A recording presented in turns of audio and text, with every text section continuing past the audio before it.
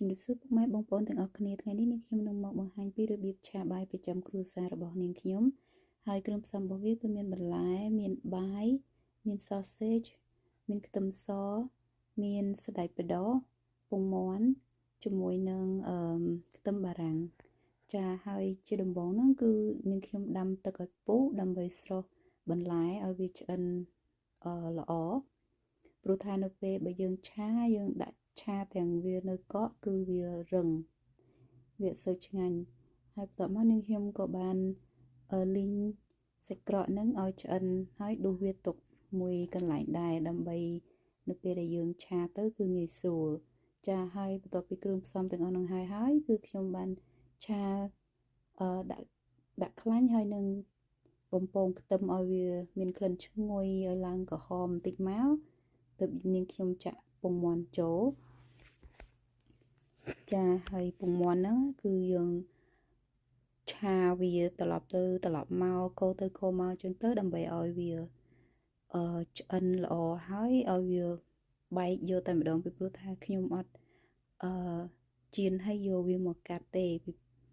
ធ្វើអញ្ចឹងទៅវានៅពេលយើងឆាបាយទៅគឺវាឃើញសោភ័ណភាពនៅក្នុងបាយហើយឃើញពងមាន់ហ្នឹងវាដុំ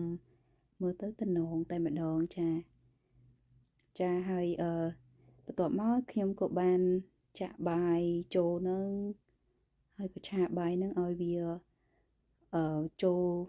ជាតិជាមួយនឹងពងមាន់បន្តិចទៅដើម្បីដូចថាឲ្យវាឆ្អិន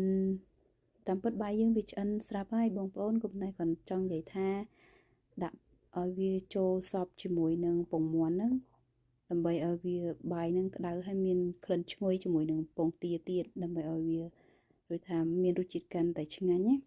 ហើយបន្ទាប់មកខ្ញុំក៏ថែមអំបិលបន្តិចព្រោះបាយឆាគឺខ្ញុំអត់ចូលចិត្តប្រើគ្រឿងអីច្រើនញ៉ៃញ៉ៃទេបើយើងប្រើគ្រឿងច្រើនពេកវាទៅជារសជាតិផ្សេង